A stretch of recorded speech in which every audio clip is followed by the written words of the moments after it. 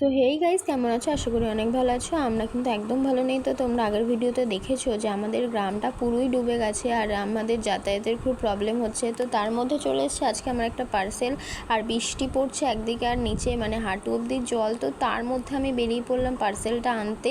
আর দেখো আমাদের কোনো গাড়ি ঢুকছে না, কারণ গাড়ি ঢুকলেই গাড়ির স্টার্ট বন্ধ হয়ে যাচ্ছে। তার মধ্যে এসছে আমার পার্সেল। তো আমি এই কারণে ডেলিভারি বয়টাও ঢুকছিল না, তো আমার খুব কষ্ট হয়েছে আসতে। তো আমি কষ্ট করে চলেই আসলাম, যেহেতু পার্সেলটা অর্ডার করেছি, আনতে তো যেতেই হবে।